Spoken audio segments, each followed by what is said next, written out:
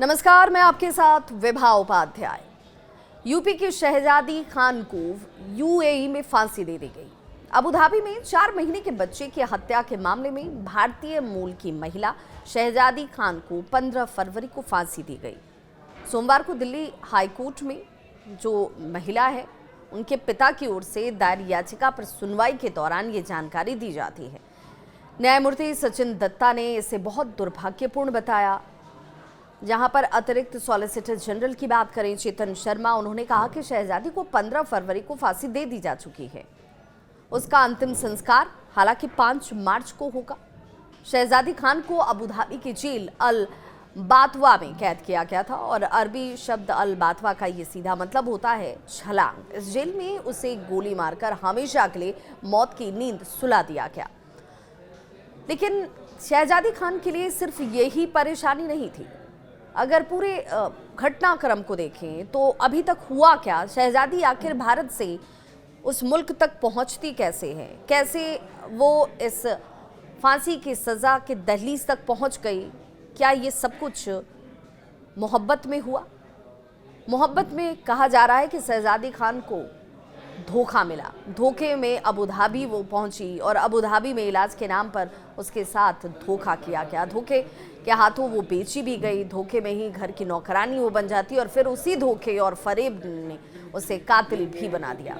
अब वो कभी वापस लौट कर नहीं आएगी। जी हाँ, यूपी के बांदा जिले के शहजादी जो कि 19 दिसंबर 2021 को अबू धाबी भेजी गई थी या फिर बेची गई थी, एक तरीके से कह लीजिए, अपने ही प्रेमी उजैर के हाथों।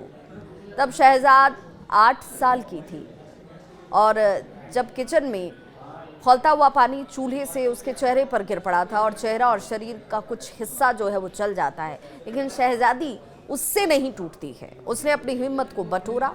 वो जिंदगी जीना चाहती थी, उसने हिम्मत भी बटोरी, पढ़ाई लिखाई की, कॉलेज पास किया और गरीबी के आगे जाकर उसने अपने लिए सपने देखे। गरीबों और बेसहारा लोगों की मदद के लिए रोटी बैंक नाम से एक एनजीओ से भी वो जुड़ी। शहजादी का एक ही सपना था कि वो इतने पैसे कमा ले कि वो अपने इस खराब हुए चेहरे की प्लास्टिक सर्जरी करा सके, चेहरे को ठीक करा सके। बस इतना ही सपना था शहजादी का। लेकिन ये जो सपना था उसका, वो ख़त्म हो चुका है उसी की मौत के साथ।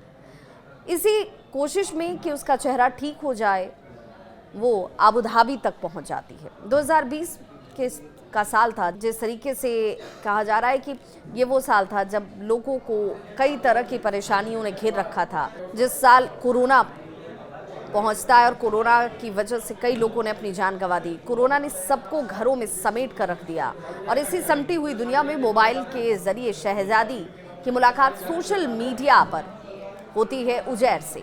शहजादी को उसके उस झुलसे हुए चेहरे के साथ भी प्यार होता है। शहजादी को एक उम्मीद जगती है कि उसका एक नया जीवन होगा। साल 2021 में वो शहजादी को उसके चेहरे का इलाज कराने के नाम पर अबू धाबी जाने के लिए राजी करा लेता है।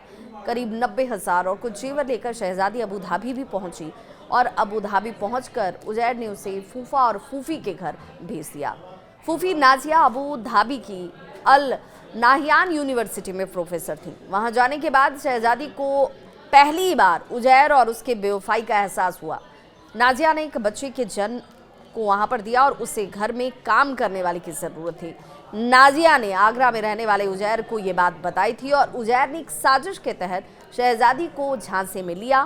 करीब 1.5 लाख रुपए में शहजादी को अपनी फूफी के पास भेजता है। वो एक तरीके से सौदा करता है वो अपनी फूफी से। चूँकि शहजादी पढ़ी लिखी थी, कुछ दिनों में ही उसने सच्चाई को समझा और अब वो खुद अपनी नौकरी करने के इच्छुक हो गई ताकि पैसे वो खुद इकट्ठा कर सके और अपना ठीक करा ले चेहरा।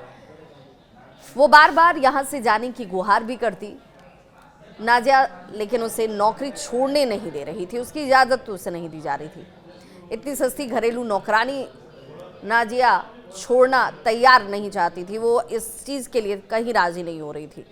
इसी बीच नाजिया के घर एक हादसा होता है। 6 दिसंबर 2022 को नाजिया के 4 महीने के बच्चे को टीका लगाया गया। टीका लगने के कुछ ही घंटे के बाद इस बच्चे की मौत हो गई और पूरा इल्ज़ाम जो है वो शहजादी के ऊपर आ गया। शहजादी को इसी मामले में अबू धाबी की कोर्ट ने फांसी की सजा सुनाई। अब शहजादी इस दुनिया में नहीं है। पिता गुहार लगा रहे हैं कि न्याय तो मिलना चाहिए था। वो इसे लेकर कहते हैं कि बेटी का जुर्म बस इतना कि उसने प्यार में धोखा खाया, वो भरोसे में चली गई, उसे अबू धाबी तक बुलाया गया और उसके बाद जानबूझकर उसे इस मामले में फंसा दिया गया और उसकी जान ले ली गई।